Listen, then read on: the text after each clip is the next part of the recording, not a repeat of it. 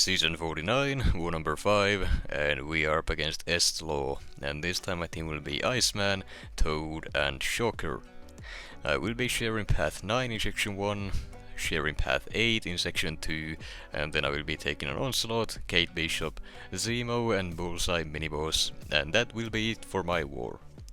So, the reason why I'm sharing the paths in both sections is because I wasn't awake to plan this war, or help plan this war, and when I woke up, this is what I had assigned for me, so I'm just gonna go with it. Not like I have much choice, to be honest, but that's fine. Now, starting off here, we have a Vision Aarkus on the Hazard Shift, Incinerate and Poison node, along with Power Efficiency and Blood in the Water, and I'm taking the fight with Iceman. Iceman is immune to the Incinerates, Poisons and Cold Snaps, so the only debuff he can inflict, or Aarkus can inflict here, is the Armor Break debuff, and that is only if I stay too close to him for too long. So overall, the Blood in the Water node doesn't really apply here, and the tactic process shut down the power gain as well, meaning this vision doesn't really do all too much. Now, I have to admit, I didn't mean to have Recall Masteries on for this one, I kinda just forgot I had them on, but luckily I was using Iceman, so it didn't cost me anything. So I cleared the first fight, had to wait for the other fight to get cleared, and then I'm just jogging on over to the next one, which is again a fight that doesn't really do all too much. So here we have a Crossbones on the inevitable power efficiency and overwhelming odds nodes, and I'm taking the fight with Toad.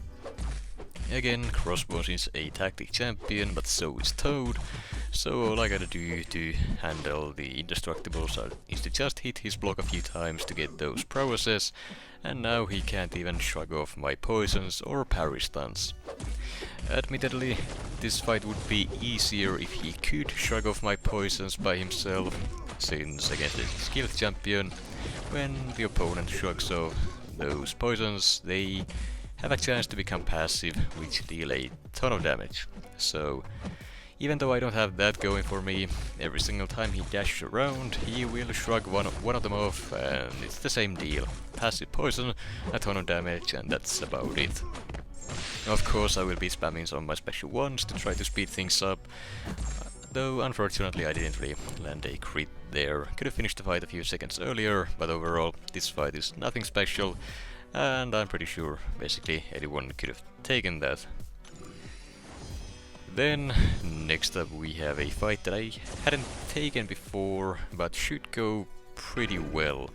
An Onslaught on the Event Flow knockdown and right back at it miniboss node along with Aggression Prowess, and I'm taking the fight with Shocker.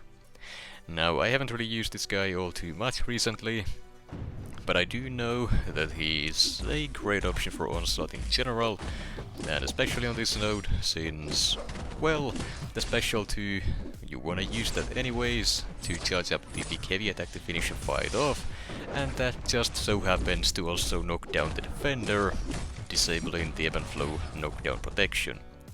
The following stun just so happens to be a passive as well, so the right back at it node will not do anything to it, allowing you to freely charge up your heavy attack. And that should do, or rather finish the fight, even if this guy was at a full yellow bar. If not finish it, it would at least cut very close. Now, one thing that I would like to note here is that I misplayed this fight.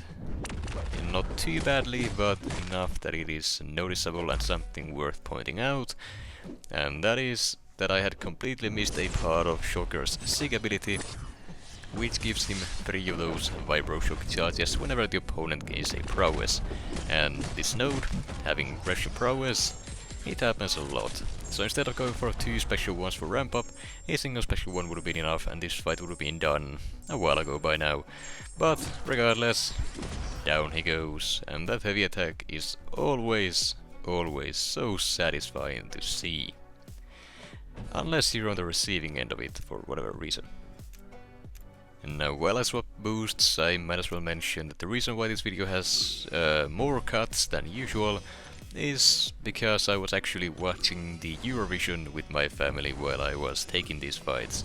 So whenever I was clear, I would go to another room, clear a fight, tag another person, then go back to watching it, and then once I'm tagged again, clear another one, and so on. Either way, next up here we have a Kate Bishop on the Power Focus 2 and Scared Stiff miniboss node, and I'm taking the fight with Toad. Now, I made a big mistake here. First off, I didn't realize that the Horseman pre-fight would actually hurt me here by not allowing me to hit the opponent's block as much as I want to, due to Toad's own poisons. Now, that means that I can't really keep up the tactic process here properly, and well, that's something you absolutely have to do against the tactic defenders. Now, I could try to parry specials or something, but this node does have the bubble shield node as well, so there are limits to that, and of course you don't want to parry or block Kate Bishop specials anyways, due to the arrow effects having the chance to apply through your block. So one thing that I could have definitely done to combat this even with the pre-fight is to just not finish my combos with a medium.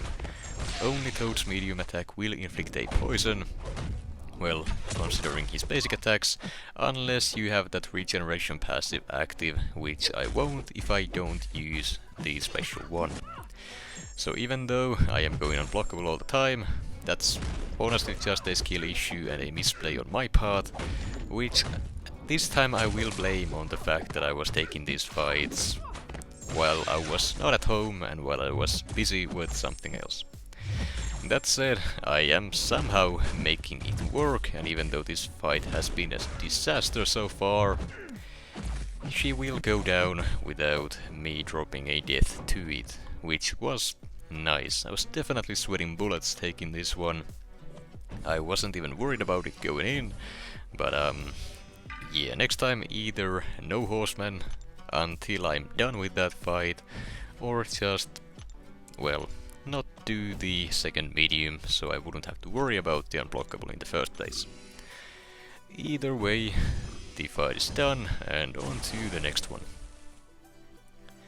Here we have a Baron Zemo on the Hazard Shield, Incinerate and Poison, along with Stun Immunity, miniboss node, and I am taking the fight with Toad. Now this one is kinda similar to that Massacre fight on this node that I usually take, although this one's a little bit scarier in my opinion.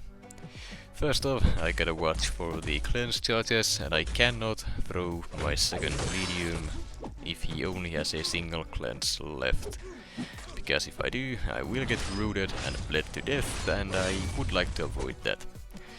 Another thing to worry about here is the furies he gets whenever my poison immunity triggers, since that is technically the only time I can safely hit him, and if those furies stack up, well, the incinerates from the Hazard Shield node do also scale with them, so it's a scary fight all in all, but there are a few ways to combat it. One is to block a hit here and there to make him consume the furies, that way the incinerates will not hurt too much if I get any on myself. And with the cleanses, just use a special one when he only has a single cleanse left, and the poison from the second hit of the special one will make him consume his final cleanse, but since you can't get rooted during your specials, you will survive and you don't have to worry about any of that. Fight goes down, didn't even lose too much health there if any, and now we have another problem fight. A Bullseye on the Stunning Reflection, Polka Dot Power miniboss node, and I'm taking the fight with Toad. At this point we have all seen this fight many times, both successfully and unsuccessfully, though this time, as with the previous war, my Toad is ascended, so I do have a little bit more firepower to take this fight down.